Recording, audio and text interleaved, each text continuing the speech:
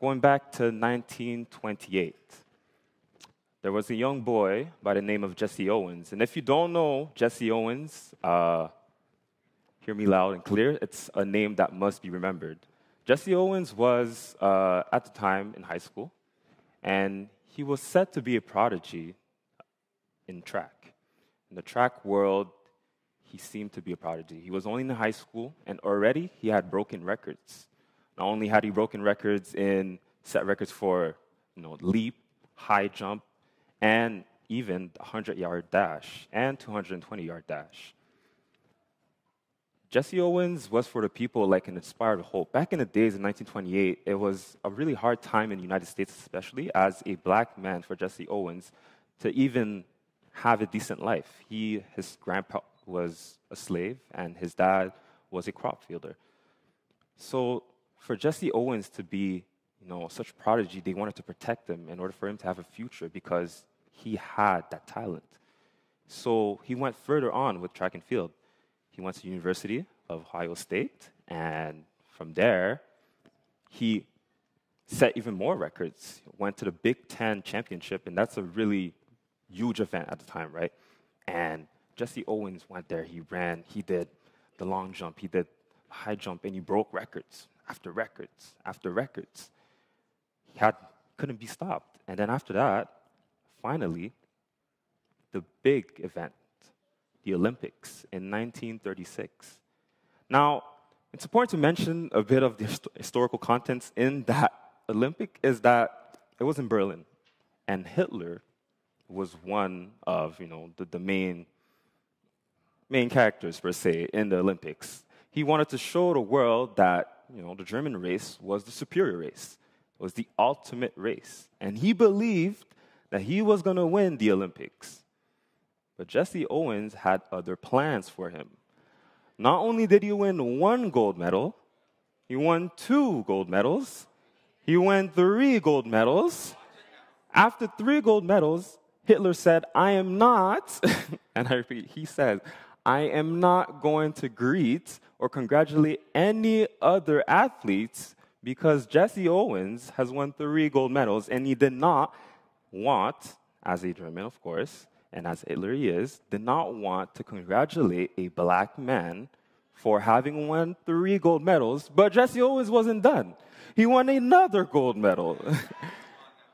And on top of that, to say that the adversity that he felt, and among the people itself wanted him to boycott the Olympics because, of course, there was issues with him as an American and a black man to go to the Olympics at that time. And they were like, no, Jesse, you can't go. You should boycott the Olympics. Or some people were like, no, Jesse shouldn't go. He shouldn't go and represent people like that. It's going to be hard for him in Germany, the core of where all the racial injustices was happening. But he did it. But even so, when he came back to America, he wasn't recognized by the president at the time.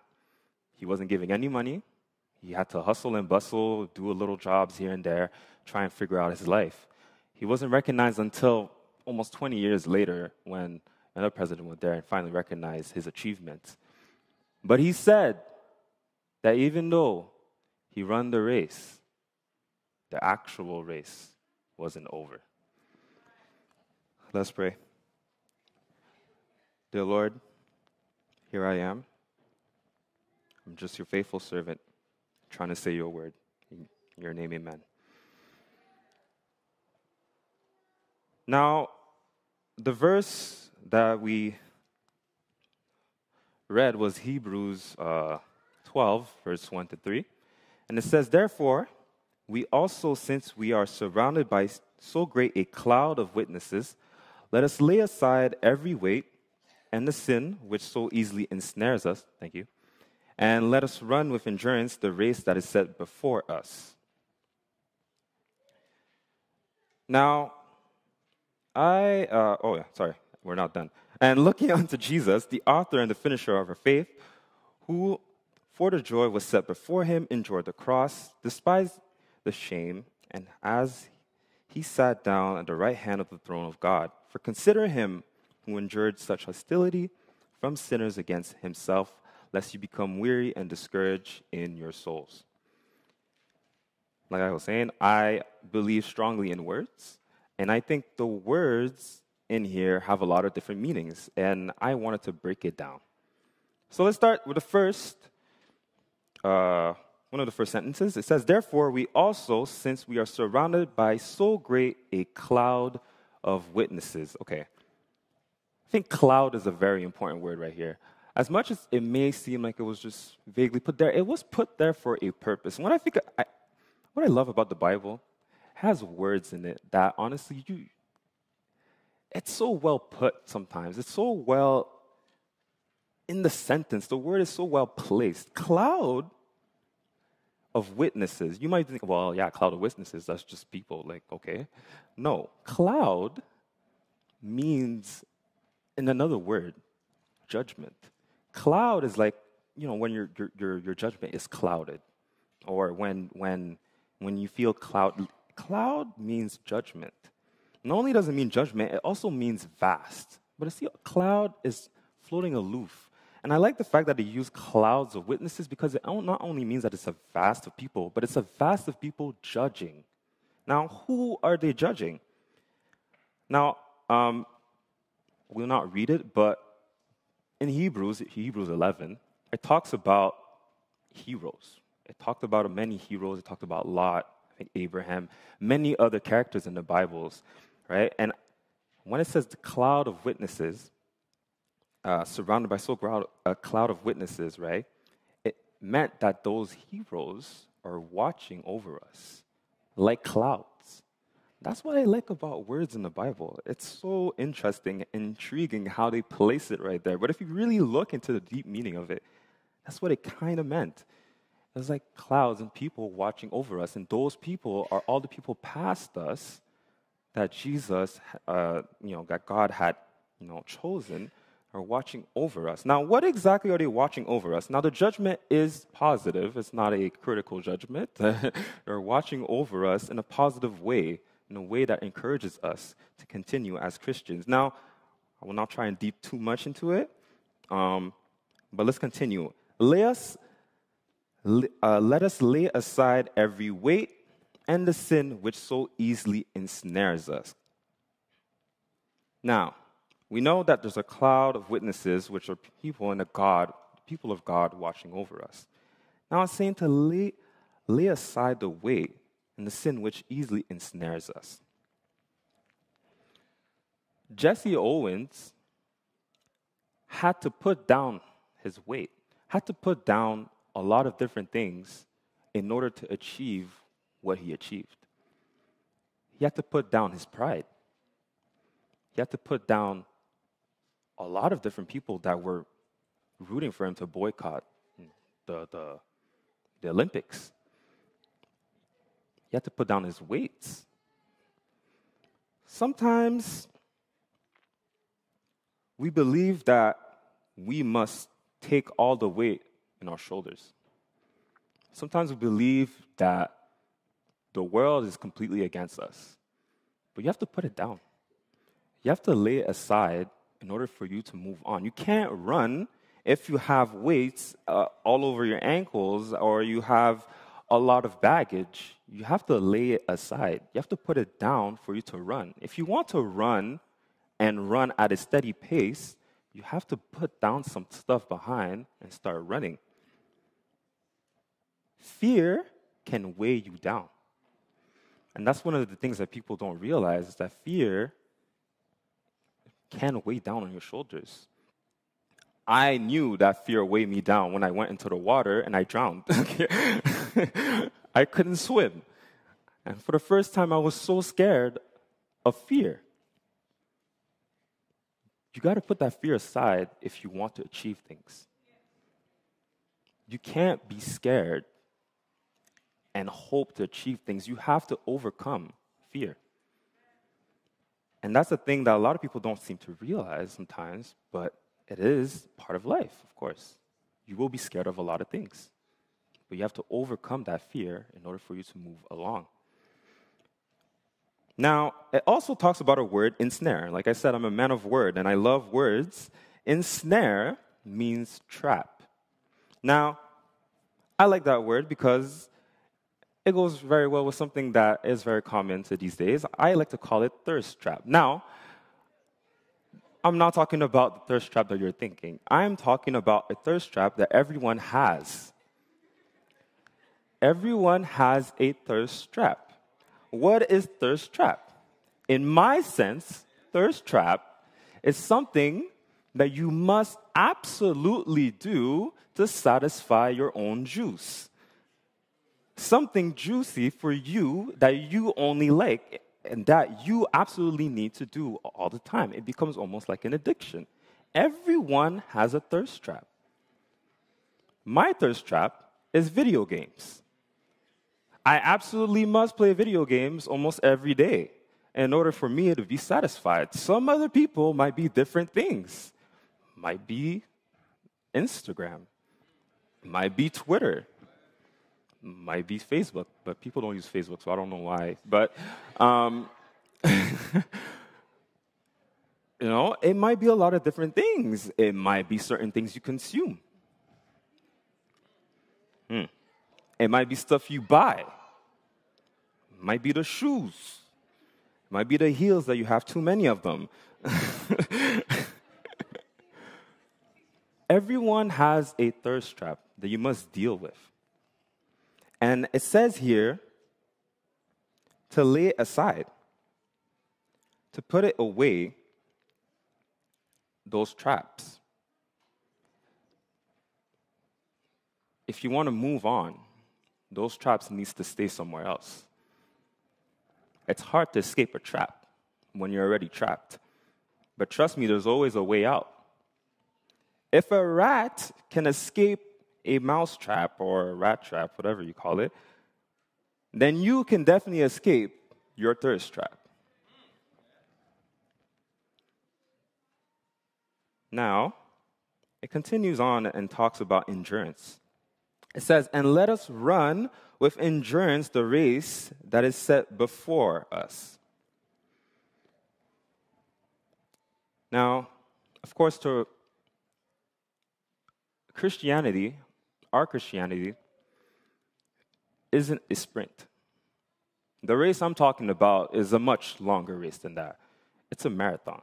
It's a long-distance marathon. It's not something that you just run to and then you stop and okay, I'm done. I did my part. I'm too old for this. This before my time. Or, that was me back then, but, right now I'm living a different life. Christianity doesn't stop until it stops. It doesn't stop until Jesus comes back. It's a marathon. You keep running no matter what. It doesn't stop. It's not a sprint. It's not about getting there as fast. There's no way you can get there as fast to get to the goal. The point is that we're all going to the same goal, but you have to keep running. It's a long distance run. It's not a small distance run. But the real question is, how much endurance do you have to do that run? See, a lot of people are lazy, and I can relate. Endurance is a hard thing. I wouldn't say it's a skill, actually. It's not a skill. Endurance is in your head. As so my choir director, Tracy, always says, it's all in your head. You feel like you can't reach certain things, you can't reach certain places, it's all in your head. When you run a marathon, runners have to constantly keep their head and their mind occupied so that they can keep running, because if they start thinking about giving up, they will eventually give up. The mind is a powerful tool, and if you use it wrong, it will lead you to the actions that you believe.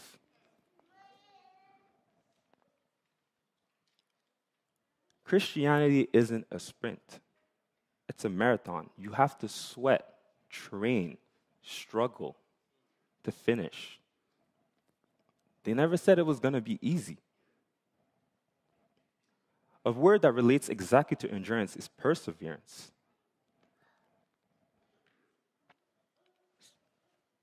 When you believe and you take a step that step must be taken with God, of course. But it's how much endurance do you have to take that step with him? I had to take certain steps in order to get where I am today. If you knew the academic struggles that I've been through to even get to university, you'd probably say I'm crazy.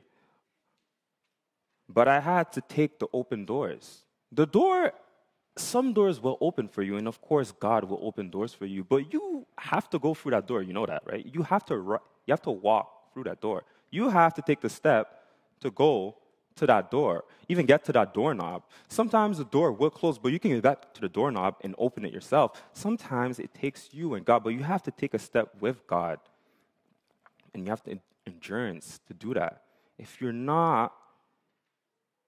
you're lazy and you don't believe it, and if you just decide to give up, those doors won't open. In Hebrews 11, it talks about faith, and faith is described as the confidence in what we hope for and assurance about what we do not see. Which goes on to my next point, where it talks about looking unto Jesus in Hebrews 12, verse 1-3.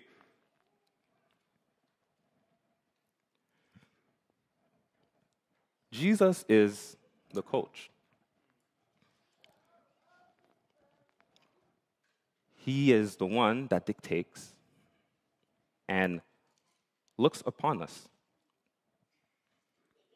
When we look at a certain metaphor, it's like in a race, Jesse had to keep his eyes to the goal.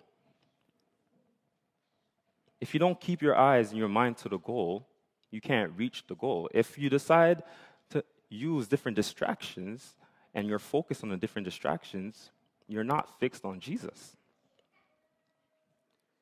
Like I said before, when you run that race, it has to be run with Jesus, not by yourself. If the goal is not to reach Jesus, then you're not running the race.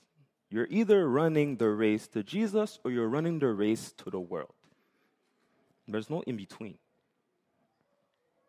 If you're not running the race to Jesus, you're running the race to the world.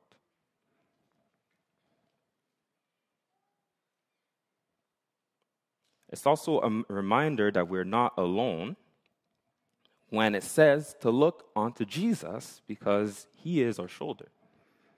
And he's the one that can help us take the step with him. It goes on to say, the author and the finisher of our faith. Of course, we know that he's the author of our world. Now, I had a very cool idea when it talked about this, being the author and the finisher of our faith.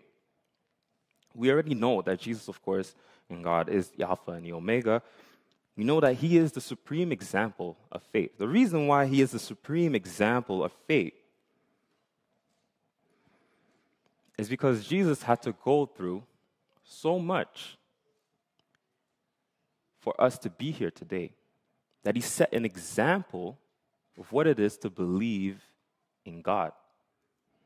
Had Jesus not believed in God, we would have not been here today. We would have been nothing. But Jesus believed in his Father so that we could be here today, and he set an example for us to also believe in God the same way he believed in him.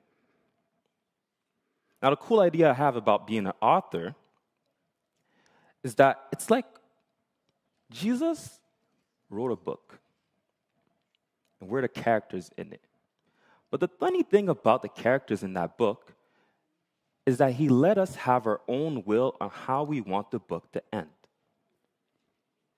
So he wrote a book, and it's fascinating how he is the author. He's the one that can control anything and everything. Yet he let us decide what we want to do with that book. He let us decide what we want to do with our lives. And that's the fascinating thing about God, is that he lets us choose the routes we want to take. He lets us choose the roles we want to play. So we choose whether we want to run the race or not run the race. Then it goes on to talk about the cross. It says, for who, for the joy that was set before him, endured the cross.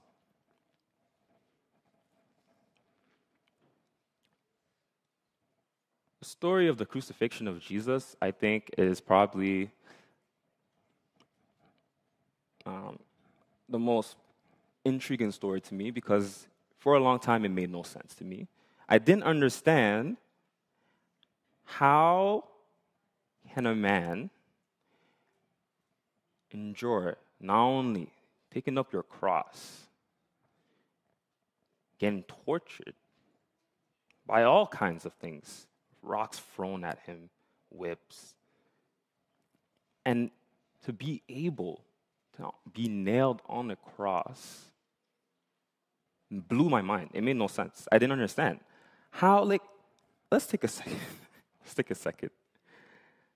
Imagine you, okay? We take you, we tell you, you are going to carry your cross, okay? Which is probably at the time, they didn't have the advanced technology to make the wood light. It was probably heavy, okay? It was probably heavy. He was wearing a thorn crown on his head, so you have things spiking your head. On top of that, people are throwing rocks, whipping you, and then they tell you we're going to nail you on the same cross you're carrying. Jesus could have been, listen, God, I'm going back to heaven. I don't want to be here anymore. It looks better where you are. He could have said, nah, they don't deserve that. Human beings, no, they don't deserve this type. All the disrespect he had to endure during that time. But he still did it? That's what blew my mind. I was like, why? Why? You could have just let it be. But he still did it. He still decided to do it. Even after all of this. After all the torture and being ashamed and embarrassed, he still decided to die on the cross for us, for our sins. That's what blew my mind. For so long. I couldn't wrap my head around the fact that someone did that for us. Because if it were me, I would have told God, listen, human beings, we could put a rest to that. I'm going back to you. But he said no. He said, I'm going to do this. I believe in you, God. I will give up my life to you. He could have called it quits so many times, but he prayed. He prayed. Jesse Owens could have called it quits. Apparently, I heard that his back was sore at the time when he beat all these world records. And the coach wasn't sure if he should run. He was like, Jesse, maybe you should just stay there. Maybe, Jesse, you shouldn't run. I don't think it's a good idea. We'll try 4 years later, Jesse said, no, let me run. He didn't want to call it quits. He wanted to run the race because he knew he had a goal for his people. He had a goal for his race at the time. Jesse didn't give up. Jesse Owens wanted to run the race. So are we. And then it says, despising the shame, and has sat down at the right hand of the throne of God. Once again, it's about,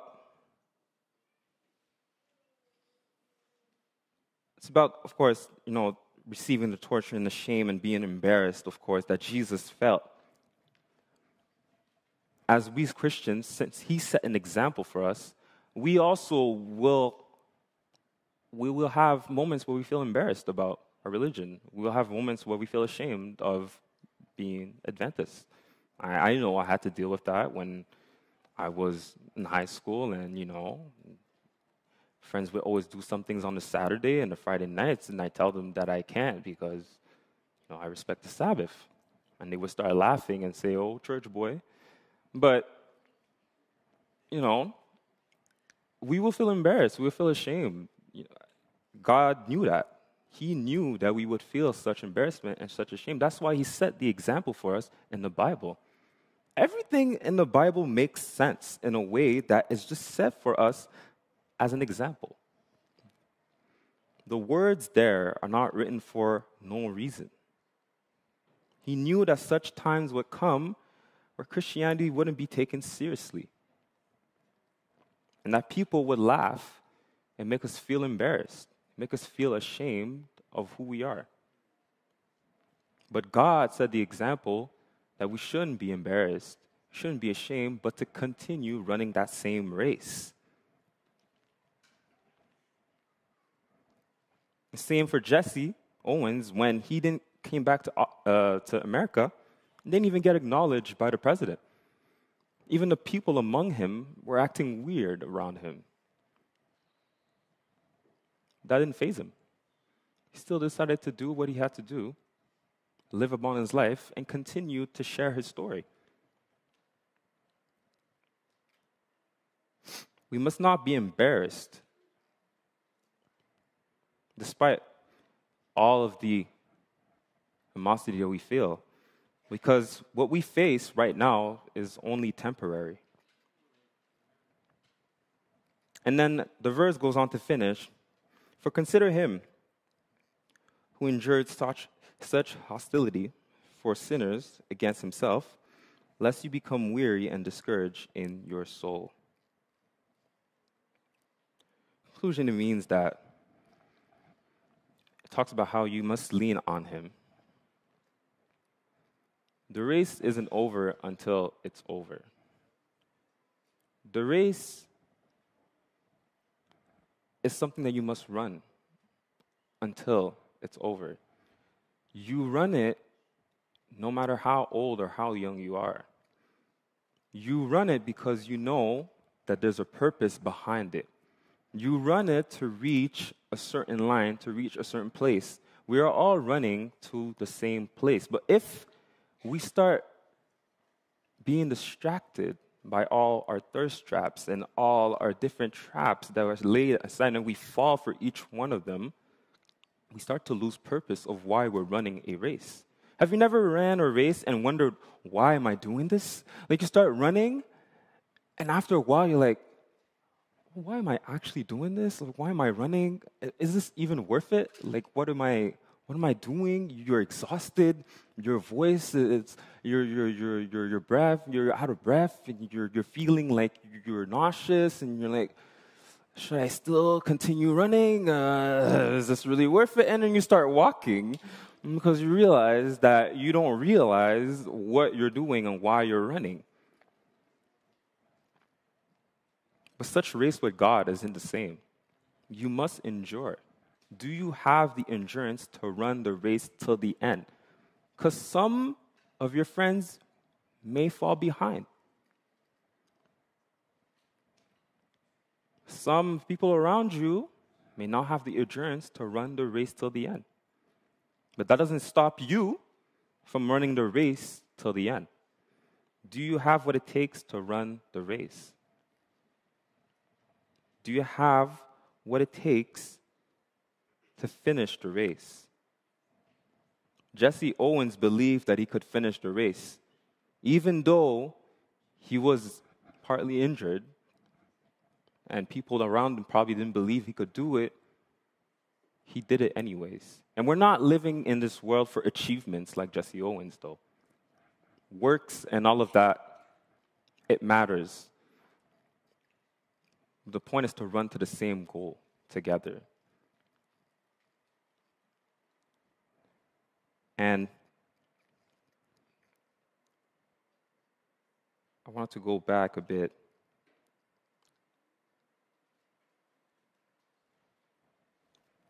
I think one of the biggest distractions it is when you're running a race, too, is thinking that we don't have to do anything and still be saved, which I call immediate gratification.